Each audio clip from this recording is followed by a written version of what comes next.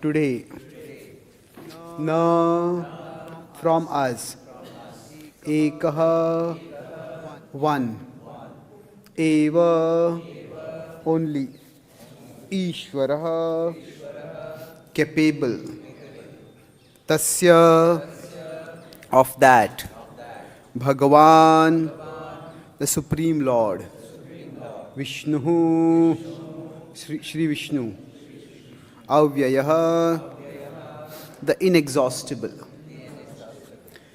varaṁ vṛṇīṣva bhadram te rite kaivalyam adya ekaḥ eveśvaras tasya bhagavān viṣṇur avyayaḥ varaṁ vṛṇīṣva bhadram te rite kaivalyam adya ekaḥ eveśvaras tasya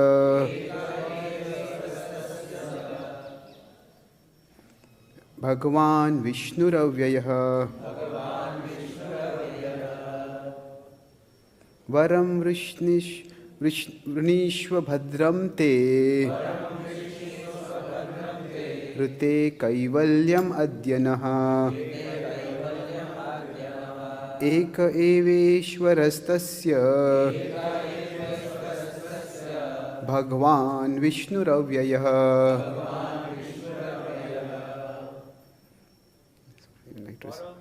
vṛṇīṣva bhadraṁ te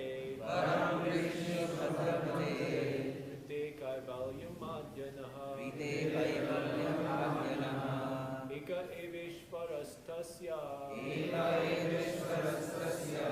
bhagavān viṣṇur avyayaḥ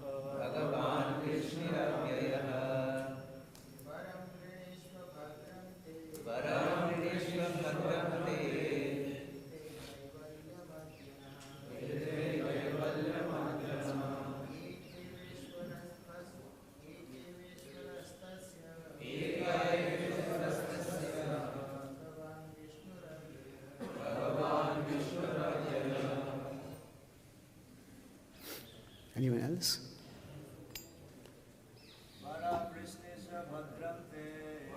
vṛṇīṣva bhadram te rite kaivalyam adya ekaḥ eveśvaras tasya bhagavān viṣṇur avyayaḥ. Vaishnavis?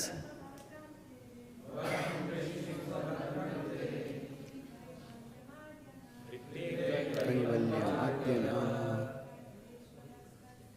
ekaḥ eveśvaras tasya.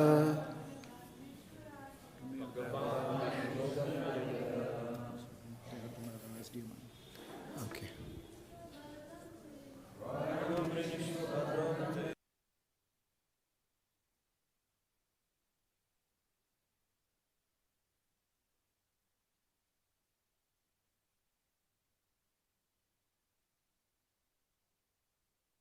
Bhagavān viṣṇur avyayaḥ. Translation and purport by the followers of Srila Prabhupada. So this is the devatas speaking to Mukchukunda. All good fortune to you. Now please choose a benediction from us. Anything but liberation, since only the infallible Supreme Lord Viṣṇu can bestow that. Evam uktaḥ savai devam abhivandya mahā-yaśāḥ aśayiṣṭa guhā-viṣṭo nidrayā deva-dattayā. Addressed thus, King Muchukunda took his respectful leave of the demigods and went to a cave where he lay down to enjoy the sleep they had granted him. Srila Bhaktisiddhanta Srila Thakur used the following lines from an alternate reading of this chapter. These lines are to be inserted between the two halves of this verse. Nidrameva tato vavre saraj shramakarshitaha yah kaschin mama nidraya bhangam kuryad surottamaha sahi bhasmi bhavedasu tathoktascha suraistada swapam yatam yo madhyetu bodhaye tvam achetanaha Swataya drushtamatrastu bhasmi bhavatu tatkshanat. The king, exhausted by his labor, then chose sleep as his benediction. He further stated, O best of the demigods, may whoever disturbs my sleep be immediately burned to ashes. The demigods replied, so be it, and told him, that insensitive person who wakes you in the middle of your sleep will immediately turn to ashes simply by your seeing him. So now,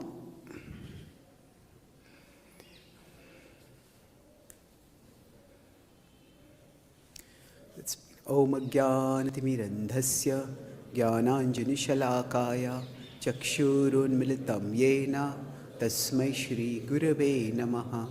Nama Om Viṣṇupadaya Krishna Prishthaya Bhutale Shrimate Bhakti Vedanta Swami iti namine.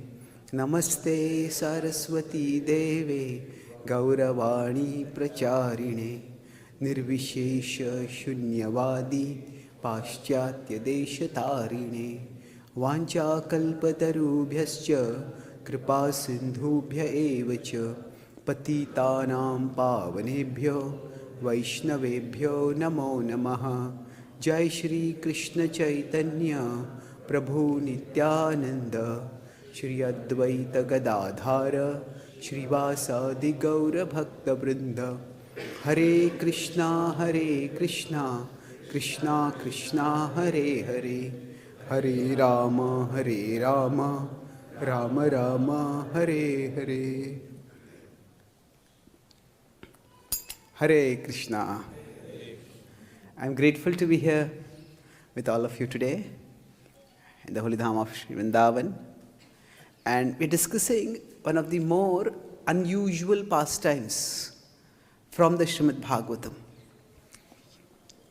So I'll talk about 3 points today in today's session. I'll focus on, first, I'll use this whiteboard as a notes to write and draw certain things. Am I audible to everyone behind? Okay, thank you. So I'll just give a first little bit background of the pastime, and then I'll look at the spiritual significance of this pastime, and then I'll look at the approach of our acharyas in specifically in viewing the Bhagavatam.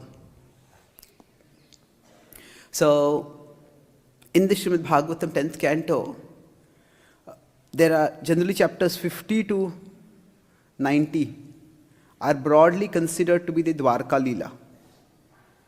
Now, of course, within the Dwarka Leela, Krishna is already become a statesman of repute, and that's why he's not based in Dwarka most of the time. He's traveling all over. And like this pastime, several other pastimes, they happen outside Dwarka. So here, sometimes the connection of Krishna with the pastimes is a little bit more indirect. See, generally, if we consider a movie or a novel, so generally it's focused on, say, the journey of one character. Okay, this character went here, this character did that, and then this character did that. So it's focused on that character. So Ramayana literally means the journey of Lord Ram. So sometimes the 10th canto is called the Krishnayana. It is the journey of Krishna within the Bhagavatam specifically. But now within that, sometimes if you see a movie also, if say the hero is going to meet some other character and there's going to be some significant interaction between the two of them, then maybe the camera shifts from the hero to that character to give some backstory of that character. Okay, why is this character so special? And then why is the meeting between the two of them so special? So similarly, if you see in most of the 10th canto, the focus is on Krishna.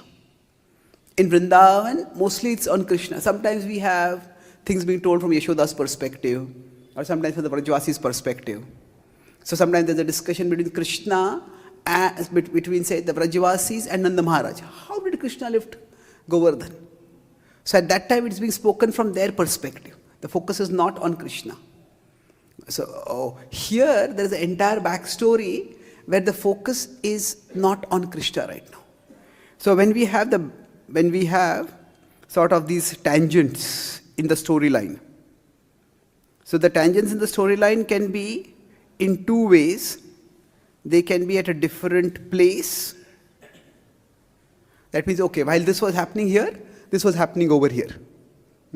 Then they can be at a different time. Okay, these two people are meeting, but this was happened in the past. And this is the history of these two characters. So like two people meet, and they seem to be very friendly, like Krishna and Sudama meet. Now we don't meet Sudama in the Bhagavatam any time before. So he is not introduced in any of the earlier chapters. So when we meet Sudama for the first time, it is that Sudama and Krishna are friends. We are told at that time only. So we go to the past. And third can be, it can be different place and time. So that means the backstory is not just happening parallelly with this at a different place. It is happening in the past, at a different time and a different place. So that's what is the kind of the backstory that is of Muchukunda over here. So for Muchukunda, it's a long time before, and it's a different place. He is fighting on behalf of the devatas. He's doing some extraordinary service to the devatas. And from that time onwards, so generally speaking, you could, if you want to know people, say we meet people, we generally ask, what is your name, what do you do, where are you from? And that's generally where we get to know people. But to really know a person, we need to know their desires. Not just their desire, oh, I like to eat gulab jamun. I like this kind of, this color clothes or whatever. That's preferences. That's fine to know. But there are preferences people have. And sometimes we visit somebody's house, and if they know exactly the kind of food we like and they cook that, oh, okay, that's a personal relationship over there. That's nice, but beyond that, there is like a driving passion of a person's life. What do they really want to do? Somebody's driving passion might be to, say, build a temple for Krishna. Somebody wants to distribute books. Somebody wants to teach Shastra to everyone, inspire everyone to memorize shlokas. So as devotees, also we are defined by our desires. So the Bhagavatam also introduces characters based on their desires in many places. So for example, when Kubja is introduced for the first time, she serves Krishna and her desire is to be with Krishna. And then Krishna fulfills that desire, but Krishna also purifies her in the process. So people are defined by their desires. So when we're getting to know people, it's sometimes through their words, sometimes through their actions, glances, we come to know what are their desires. That's when we really understand people. So now what is Muchukunda's desire? That is the background of this verse. So now it's not that people sometimes people just tell their desires very upfront. Somebody will say, I want to become the CEO of my company. I want to get a bigger house than this house. I was just in one place, and then the devotee told me that there's this big property which is run down over there. The devotee over there told me, I want to get this whole property for ISKCON so that we can have the biggest place in ISKCON biggest place in the city for ISKCON. So it's a noble desire to have. So sometimes people are upfront in telling their desires. Sometimes they are not. So here what has happened is that Muchukund has done extraordinary service. Now we could say, was Muchukund's driving desire, I just want to sleep without being disturbed? Well, not really. If you say somebody's driving desire is, I want to sleep. Well, there's nothing driving you, that is it. So that is not really a characteristic of any special person. And certainly that would not make a person special enough to actually see Krishna. Isn't it? Sleeping is fairly an ordinary desire. If you see ahar nidra bhai maithunam cha, within that, the desires for, you could say, ahar and maithun, Those drive people, they make people active. For food we search. We have to search for food, for procreation, for sex. People have to search and find a partner. So those are desires which put a person in Rajoguna. Now bhaya, when we are defending ourselves, well, it's a combination of rajas and tamas to some extent. Now we can run fast, but generally it's a person fleeing, there's a little bit of fear over there, so it's tamas. But you could say it's a combination of rajas and tamas, because in bhaya, it's not just defending, it's also fighting. So if we consider the spectrum of desires that a person has, we all have different kinds of desires. So typically among the bodily desires we can say the ahara and the maithun. These are in rajas, broadly speaking. Then we can say the bhaya, the fear. Now, because of fear, people can run away, but because of fear, people can also make a lot of arrangements. That, okay, I'm going to do this, I'm going to build this big house with a lock properly, and I'll spend the money to buy it, I'll make investments and save for the future. So, bhaya can be both rajas and tamas. But generally, nidra, we would say, is largely tamas. It is in the mode of ignorance. So now of course, see, sleeping itself is a biological need. So sleeping itself is not in the mode of ignorance. Just sleeping is what is required. If it were all sleep were in the mode of ignorance, Krishna would not say you have to be regulated in it. Uktaḥ raviharasya. So it is when we sleep too much or when we sleep at the wrong time. That is what is tamasic. So sometimes as devotees we say I have a lot of service to do, I have to do this, or services are reason, or sometimes services are excuse, because of which we may sleep very late. And then we wake up and the Nidra Devi becomes very merciful at 2 times for devotees. Japa and class. Isn't it? Our mercy just comes unlimitedly. So, now what is happening over here? If we don't sleep at the right time, we just sleep at the wrong time. We can't cheat sleep basically. So sleeping itself is not in the mode of ignorance. But just craving to sleep. Somebody asks, what would you like to do? So just imagine if we get to meet our spiritual master. And most of us would love to spend some time with our spiritual master. And some of us may get more association, some of us get less association. And we get a spiritual master. Maharaj, I just want that I should sleep and nobody disturb me. We may say, you're wasting your time with your spiritual master. That you can do anywhere. Why would you, when you're talking with your spiritual master, ask for something like that? So that really means you have... There are all kinds of addiction. We generally know about substance addiction like food addiction and like alcohol or drugs or something like that. Now, there is also something called as food addiction. It's like we have alcoholics, there are foodaholics. So foodaholics is people who that can be both. When Krishna says yukta, there's ayukta. There's eating too much and eating too little also.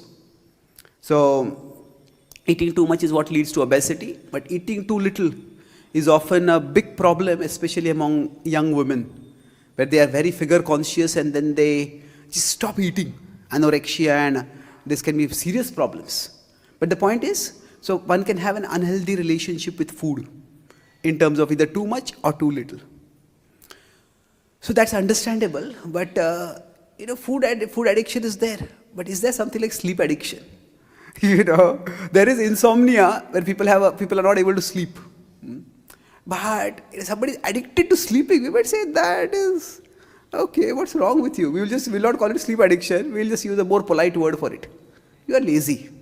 Isn't it? That's not polite. But the point is, if somebody has such a driving desire to sleep, we would not really think that person as very transcendental. Isn't it?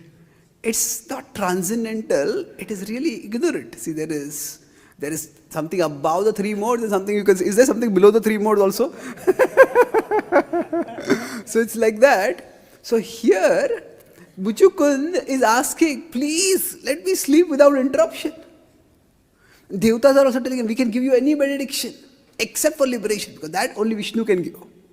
But still they are being very generous. They are clearly very pleased with him, saying, we can give you any benediction.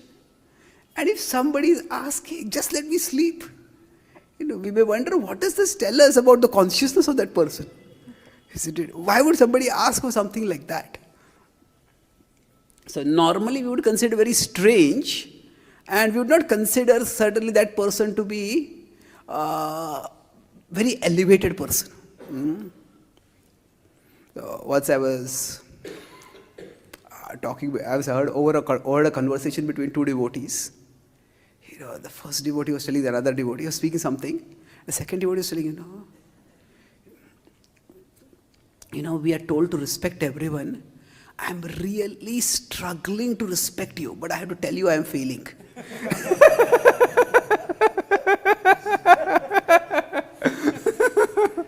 So, it's a very polite way of telling someone, I disrespect you. But the point is, if you hear like this, somebody going to the deities and praying, oh Krishna, please just let me sleep without any interruption. We will also say, I'm struggling to respect you, but I'm failing. So we would say, what is going on with Muchukund? Why is he asking for such a benediction?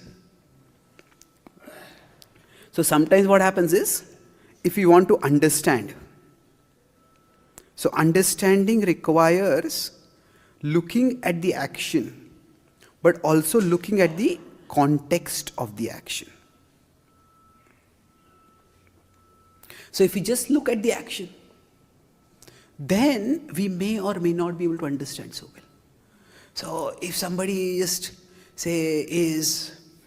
go back, somebody is just requesting the spiritual master or their authority, I just want to sleep without interruption. It's a very lazy person, you might say. But suppose there was Janmashtami festival, and before that they had been organizing, and 4 or 5 days, that person has not slept at all, because they are so dedicated to service. And then they say, I just want to sleep without any interruption. Now, okay, that puts things in a different light. So generally speaking, what happens is, when we look at a person, there are two, or we look at any action, we can look at that action in isolation, or we can look at it in context. Now, what happens is, we only see that action at that time. And we can't see things in isolation generally. So we place things in our own context. So, okay, if somebody is asking, I just want to sleep. Now, what context can you put this in? So we would think this person is really lazy, or this is really strange. But if you look at the backstory, the very fact that the devatas are so pleased that the devatas are ready to give any benediction to him, that itself indicates that he must have done something extraordinary. So, in this, although he is desiring, I want to sleep, I just don't want to be interrupted while sleeping, that itself is not necessarily tamasic. Because he has exerted himself into an extraordinary degree in the service of the devatas before this. So, there is sleep which is yukta, which is desirable, and there is sleep which is ayukta, which is undesirable. So that is tamasic. So this desire itself might seem tamasic, but it is not. It is that he has worked so hard, I just want to sleep right now. There's that well-known story of Durvasa Muni, where he is eating a lot of food once he is invited to place. And then he says that actually Durvasa is a nirahari and Krishna is a brahmachari.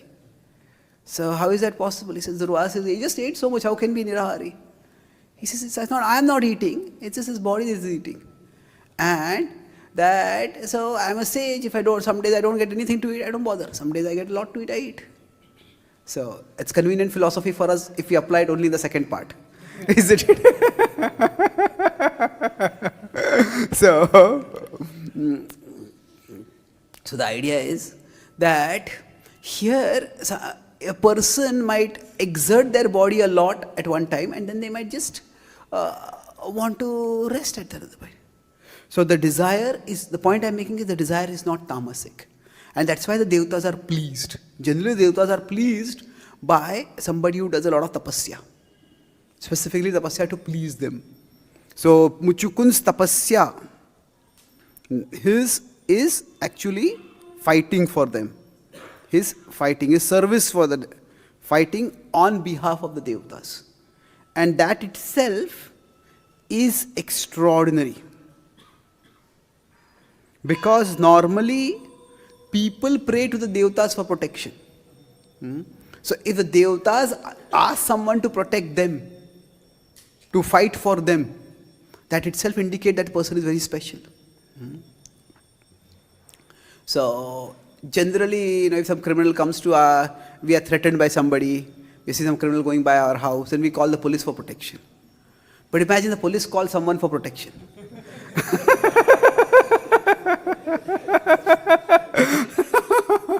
Then we would say that, okay, if the police needs protection, then something is either seriously wrong with the police, or it's that the threat is so big that whoever the police are calling, they must be very special, isn't it?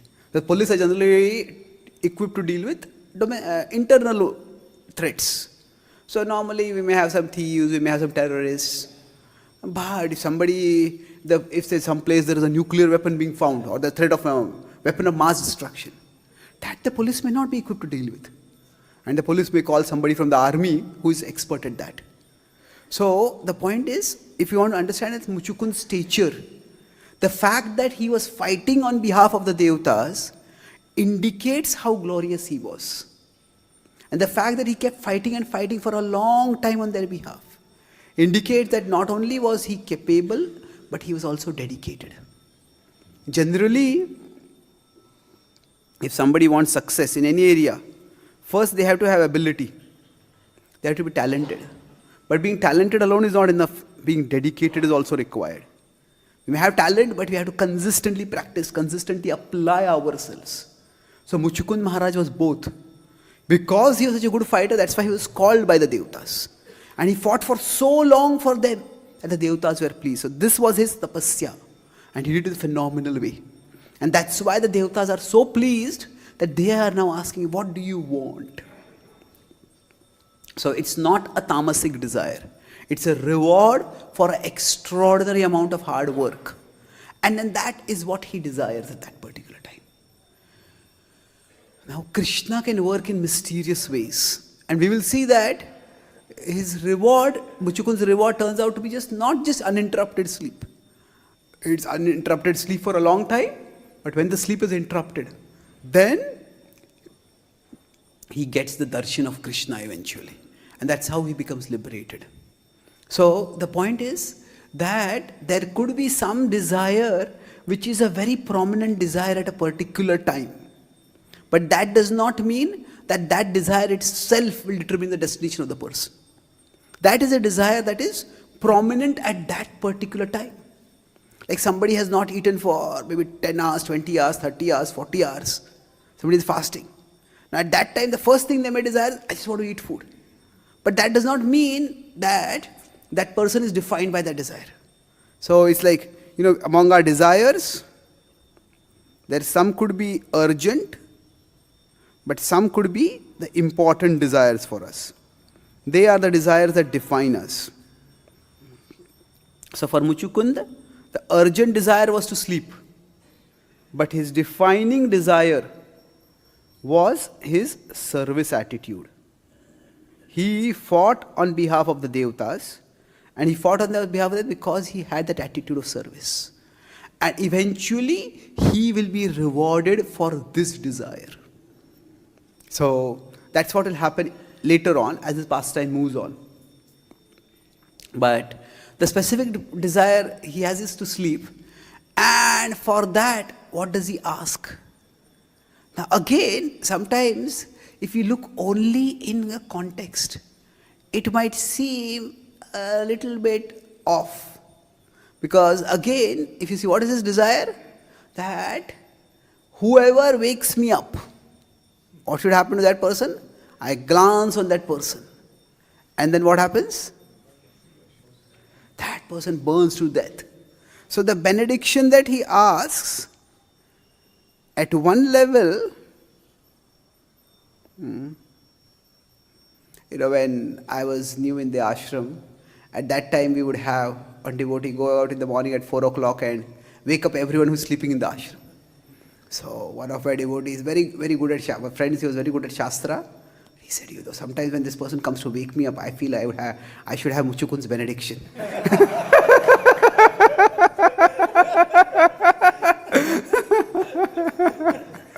So, at one level, that desire might seem very tamasic. So, is Muchukun's desire like, who is the other person in the Bhagavatam who desires that somebody else just get burned by interaction with me? Bhasmasur. Vrikasur or Bhasmasur. The same character is sometimes known by different names. So, this Bhasmasur, what is his specific desire? That whoever I touch with my hand on their head, my palm on their head. So like you give Ashirwad. Your Ashirwad is? There is instant Agni Samskar. So now, is Muchukun's desire similar to Bhasmasur's desire? Now Bhasmasur is often considered not just an Asura, but is also considered an example of tamasic austerity. That somebody performs austerity by which that person gets a power that is immensely destructive. Prabhupada in some places compares this power to the weapons of mass destruction. That here Bhasmasur desire, I just touch someone's head and that person gets burned up.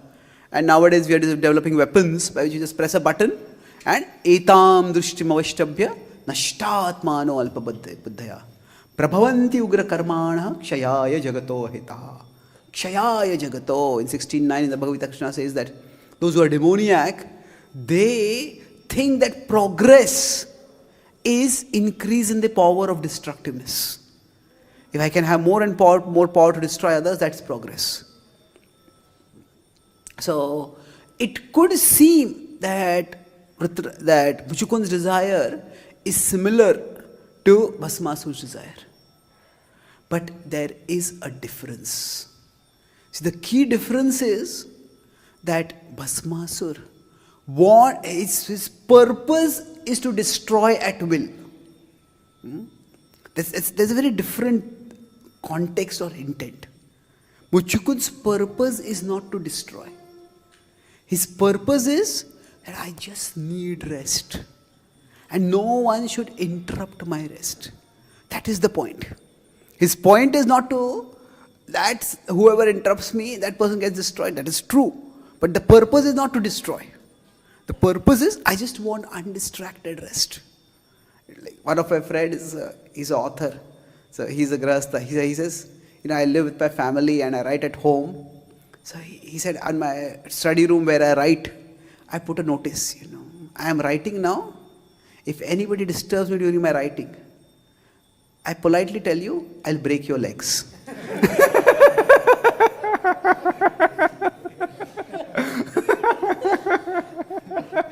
So he says writing is serious work. I caught in the flow of thoughts. If somebody interrupts me, 1 minute of interruption means 1 hour of flow of thought can go away for me. So now the point is not that I'm going to break people's legs. The point is, don't interrupt me. Isn't it? So we have to understand the focus, or rather the purpose. So we could say the benediction might be similar, but the purpose is very different. The purpose is not simply to destroy at will.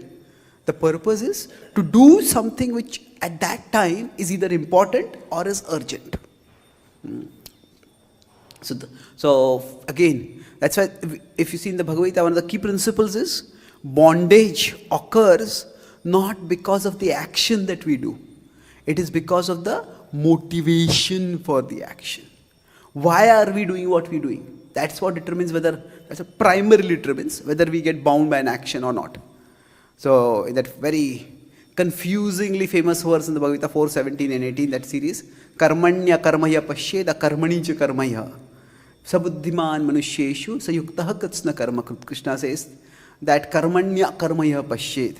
Now Prabhupada says, translate that as one who sees inaction in action and action in inaction. So this is both a tongue twister and a brain twister.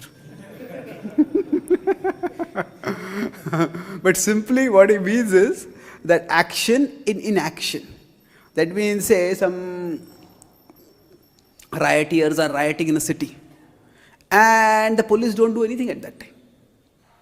So there is inaction. So the police, by not doing anything, will be held criminal, will be held responsible. So in action, they have done inaction, but there is action in inaction. Action in the sense that they are held responsible for that. So the point is that it's not just what you do, it's the context in which you do it. Why are you doing it? So there are riots if you don't stop someone. So normally violence is bad, but if somebody is rioting and somebody stops them at that time, that is considered good. So motivation is important. So Muchukun's motivation is not destructive. It is just that he wants uninterrupted rest because he has done such extraordinary service. And one last point I'll make. So we look at the background of this pastime. We try to look at the character of Muchukunda. He is not a tamasic character by any means, neither in terms of his desire for sleep or his desire for destructiveness. It's not primarily a desire for sleep. It's a desire for rest. After having done a lot of service. And the desire is not for destruction. The desire is for uninterrupted rest. So the focus has to be clear. Now if you see, Prabhupada's followers in the commentary very nonchalantly are describing in an alternated reading, there are these verses which are to be added, which are there in these verses. So if you look at the narrative itself, so the previous verse said that the varaṁ vṛṇīṣva, that what vara do you want, you please ask us for this vara. If you go beyond before that, they are saying, Muchukund defended for a long time, tad raksham, so akarot chiram. For a long time he defended them. And then, when they got Kartikeya, they said, Muchukund, thank you for your service. Now you can take rest. Now you can leave. You have done your service.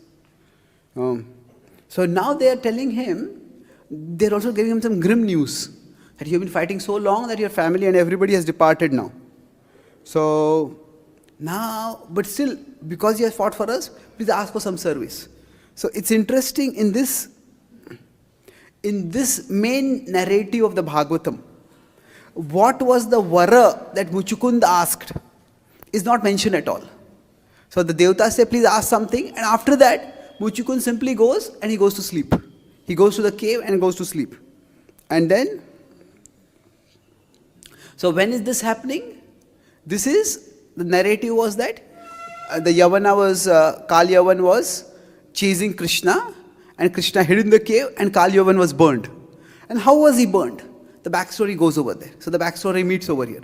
So the point I'm making over here is, within the narrative of the Bhagavatam, what was the specific vara, benediction that Muchukund asked is not mentioned at all. And what is that benediction? That he is saying, Bhaktivedanta Thakur is saying that an alternating reading of this chapter gives these two extra verses. So, here the point that is important is there are several places in the Bhagavatam where sometimes this verse is read in this way, sometimes this verse is read in that way. So there are variations in the text of the Bhagavatam. Variations in the text. These are of three kinds broadly. There are variations within words, there are variations within lines, and there are variations within verses itself. So for example, in the first chapter of the Bhagavad Gita itself, there is the verse spoken by Duryodhan, that he says that he's comparing the strength of the Kauravas and the Pandavas, and there is the Bhalam Bhishmam evābhirakshantu and Bhīmam evābhirakshantu. That, what is that?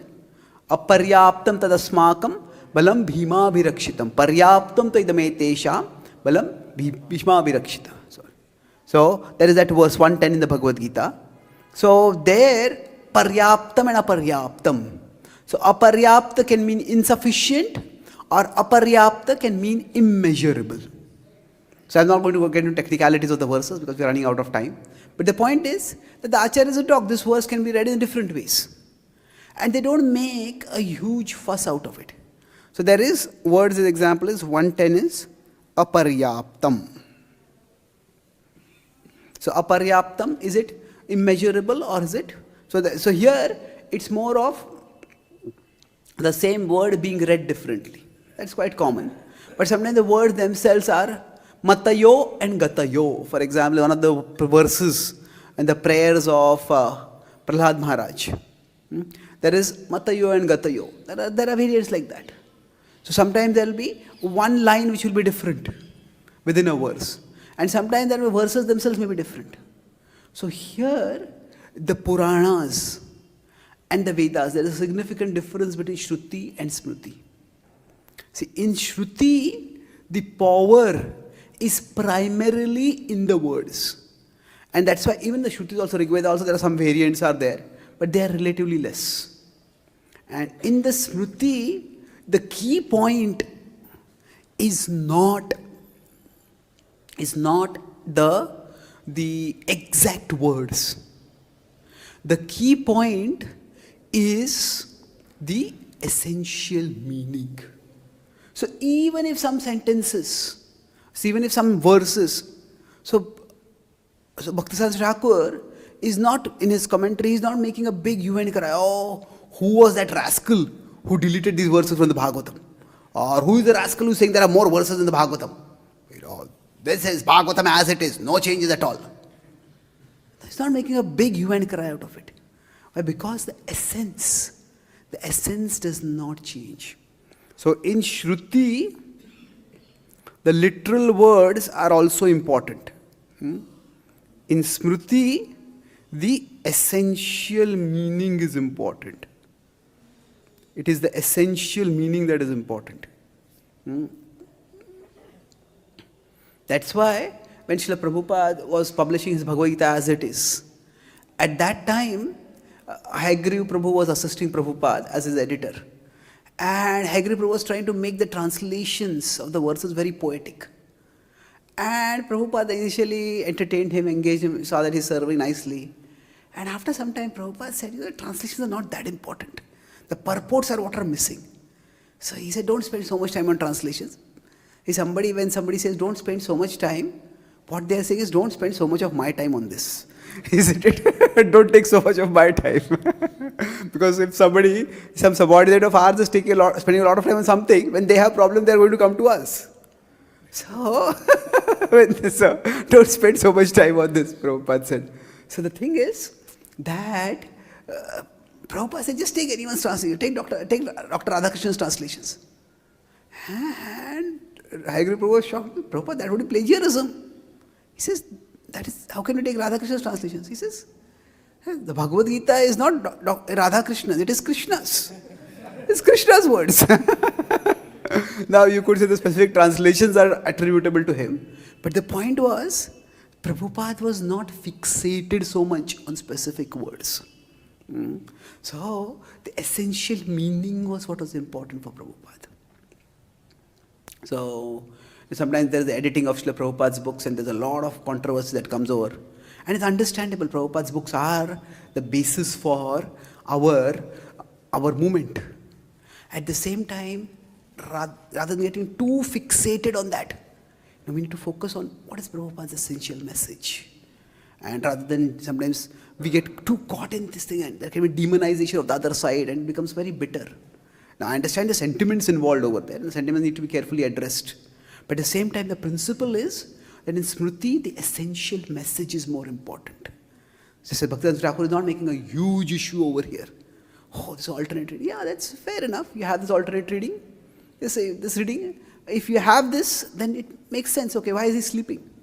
So like that in the Gita Press, Bhagavad Gita and Prabhupada's Bhagavad Gita, there's one verse that is different, 13.1, which is there in the question that Arjuna asks. Kshetra kshetra gayor evam, that verse about the sixth question that he's asking. That is not there in the Gita Press Gita. But it doesn't really make a difference. That question, if it is there, the flow becomes very clear, a little more clear. Why is Krishna speaking these things? But if that verse is not there, it doesn't make such a big difference. So we have to know that what is the essence, what is centrally important, and what is secondarily or tertiarily important. The approach of our acharyas here is showing us that okay, if some verses more are there in the Bhagavatam, they just give a greater clarity to the whole context. It's not that those verses are suddenly saying that we are all God. They're not teaching Mayavad over here. So if somebody says there's an alternate reading of this verse or alternate reading of chapter, and that those verses are conveniently supporting their philosophy, then it's a matter of question. Then we can say there's some ulterior motive over here. So, but if it's not that any new philosophy is being inserted by the addition of certain verses, or a central philosophical point is being deleted because some verses are not there, then it's not a big issue. So this is the last point I'll conclude with. See, intelligence, buddhi can have many different meanings. Buddhi in sattvaguna, pravrittim cha nivrittim cha, karya karye bhaya bhaye, bandham moksham cha yavetti, buddhi sa partha satviki.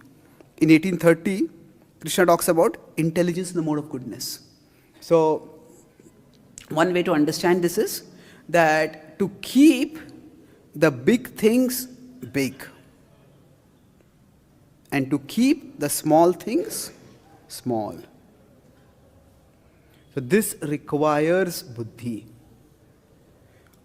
If sometimes we may have intelligence, but we may use our intelligence to make small things big. And that is how sometimes fighting starts happening.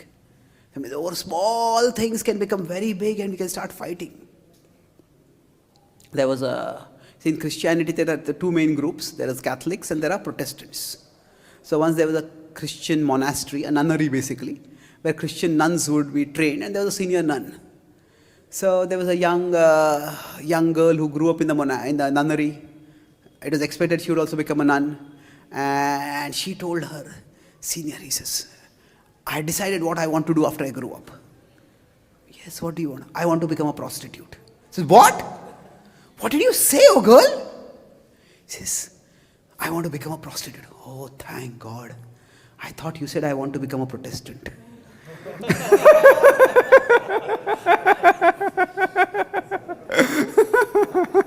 So, somebody can make sectarian differences so big that they consider that becoming a Protestant is worse than becoming a prostitute. So, intelligence means to keep small things small and to keep big things big. That way we can avoid unnecessary conflicts. So, I'll summarize what we discussed. So, I discussed three main points today. So, we are discussing the pastime of Muchukunda, and we discussed Muchukun's desire, Muchukun's defining characteristic. So generally we would consider a person's defining characteristic is their driving desire. So, but is his driving desire to sleep? That's what it might seem, because that's what he asks for.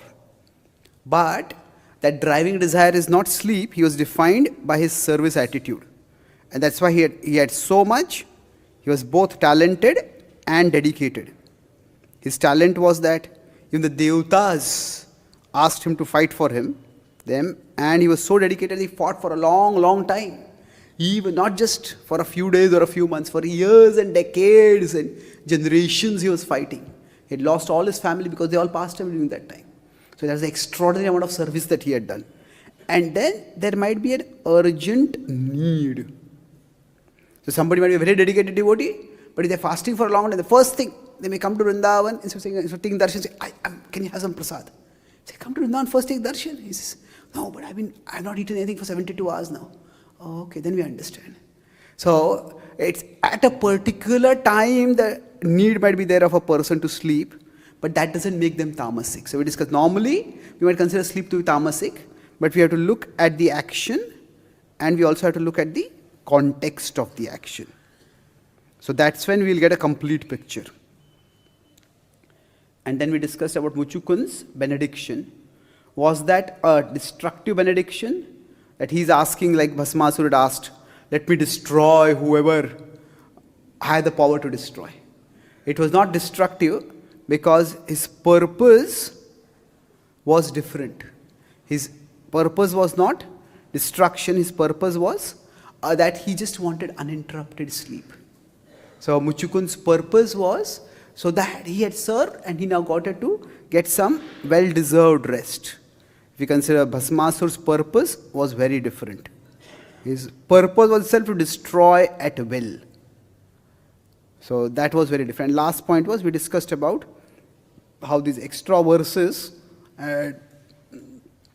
how we can see these extra verses that are there. At one sense, they give some important point over here. That Muchukund, the devatas blessed him, and what are the blessing that he sought? So that is told through these verses, but it's not that big. So extra verses, some interesting information is there, that's fair enough. If that is all that is coming over there, we can take that information, accept, but don't make a hue and cry out of it. Don't make this into a issue for fighting. That's what, if that happens, then that is destructive. Intelligence, so if it is completely, when the extra verses are giving a completely different philosophy, then that is something which is a serious question. Is this authentic? If it is authentic, how did it get removed? Who has added it? That has to be considered.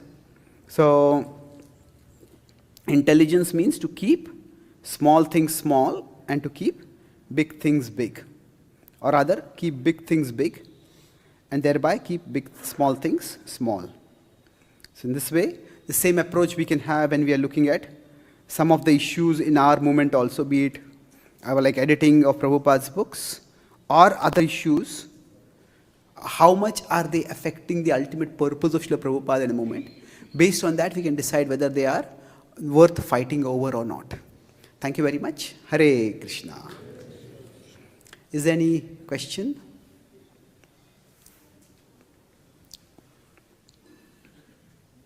Yes, Mataji, behind.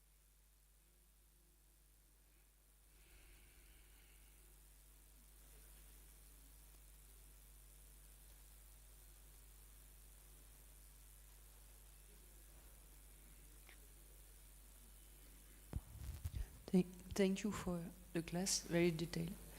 I would like to know about the books of Prabhupada in the detail, because already many persons ask me this question: is it bona fide for Prabhupada that we write again the commentary, or that we change the original text? Okay. So, I'll give a broad outline because this can become very detailed. You're talking about the editing of Prabhupada's books only. Is that the question? Okay, so basically what happened was that there was, went through 3 layers. If you see, the first was, most of the times Prabhupada typed and later dictated. So if he dictated, that was the audio form that we had. From that audio, let's say we got the text 1. And initially in the 1960s, devotees were very new. At that time when they were hearing the audio and transcribing, sometimes they made mistakes in transcribing. Because the Sanskrit was not familiar to them, Prabhupada's accent was not familiar to them. So that was text 1. Then there was, let's put it, text 1 you can put it, let's put it as version 1. So the first version came with the transcription being done and converted into text. Now what happened afterwards was, when the devotees became a little more experienced, then there was version 2, which was again coming from the dictated text. So at this point, what the purpose was that there's definitely a difference between version 1 and version 2. And if you consider version 1 to be the original one, then version 2 is different. But the reason version 2 is different is that they try to make version 2 more in alignment with, you could say, text 1. So quite often version 2 and version 1 are compared and the changes in version 2 are highlighted, which is complicated. But if you see, version 2 is more aligned with text 1 than version 1 is. But then we have version 3. Now in version 3 what happened was, there was something more that was done. See, Prabhupada did not have an app like Pocket Vedas or something for like that we have. So when we have to quote a verse, Prabhupada would generally not put the verse number, because Prabhupada had memorized an extraordinary number of verses, but he had not memorized verse numbers. So when Prabhupada would quote a verse, devotees would insert the verse numbers over there. Now sometimes Prabhupada would quote a verse, sometimes Prabhupada would get some part of the verse a bit differently than what it is in the text. So, janma karma chede me divam evam yoti taktva adeham punarjamana naiti mameti so Arjuna. So Prabhupada might say so Kaunte or something like that. So the devotees would change that also. So now, what are the extent to it? Some things can be changed. So there was some issue. So it's like if Prabhupada said something that is different from the original text, the so Kaunteya, so Arjuna, there we say we should change it. If Prabhupada, while talking one time in lecture, in a transcript, he says, King Dasharatha had 2 wives. Now he had 3 wives clearly. Now Prabhupada would also have wanted to change that. So basically, if it's not alignment with Shastra, that needs to be changed. If it's not aligned with normal rules of grammar, it needs to be changed. Prabhupada wanted that. But what are the boundaries to which editing should be done? So in version 3, there were a few things where the boundaries might have been crossed, because Prabhupada, it's not that devotees are ill-intentioned. They sometimes felt that, okay, this will be clearer. If you use this word instead of this word, it will be clearer. But Prabhupada had used a different word. Maybe we should keep Prabhupada's word as it is. So it was not in any way ill-intentioned. But yes, on a few occasions, between when we go to the version 3, which is an attempt to make Prabhupada's words clearer, sometimes some things went off. So Prabhupada wanted. So what Prabhupada himself wanted editing. There's no doubt about that. Prabhupada himself, he appointed. And basically he wanted it to be good in terms of English grammar, punctuation. Prabhupada wanted it not just good, perfect, he wanted it to be. Now beyond that, the devotees did certain things, and some of the things which they did was questionable. So now there's discussion going on and things are being brought back into a more clear alignment with what Prabhupada had said. So that's happening. So I would say that Prabhupada wanted editing, but Prabhupada was so busy that the devotees didn't have the time to specifically discuss the boundaries till which editing should be done and till should not be done. So normally speaking, how it works, I am also a published author. So normally the editors and the authors work together. The editor suggests some editing and the author says do this, don't do this. And the editor sometimes says, this is important. The editor says, no, this is important, it has to be kept like that. So there are a lot of discussions. And in fact, there are books published with respect to famous authors. There are books published of solely the correspondence between the editor and the author. And editors and authors are said to have what is called a love-hate relationship. It's like, I want you and I hate you. So it is a complicated process. In the case of Prabhupada, Prabhupada just didn't have the time for all that kind of thing. So what the boundaries should have been, that maybe the devotees, some devotees are over enthusiastic, and now we are becoming more cautious. So things are being changed. So I've studied this issue quite a bit. I haven't seen anything which is ill-intentioned. I haven't seen anything which is a outrageous change. I've seen some changes which I as a writer also feel are excessive, but they're very few. I'd say out of 100 changes, maybe 4 or 5 changes, I feel they're excessive. But even if they're excessive, they are not transgressive in the sense that it's not a new philosophy is being inserted or completely the meaning has been changed. So it's not an issue to hugely fight over. So to summarize three things, see, Prabhupada clearly wanted editing. Second is that the boundaries to what extent editing had to be done were never clearly defined because of the circumstance. And third is, where excessive editing has been done, it has not been in any way destructive to the core message. But if it's excessive, then some things are being pulled back. So I don't think it's an issue to fight over at present. Does it answer the question? Thank you very much. Grantaraj Srimad Bhagavatam ki, Srila Prabhupada ki, Gaura Bhakta Vrinda ki, Nitai Gaur Premanande. Srila Prabhupada ki jai.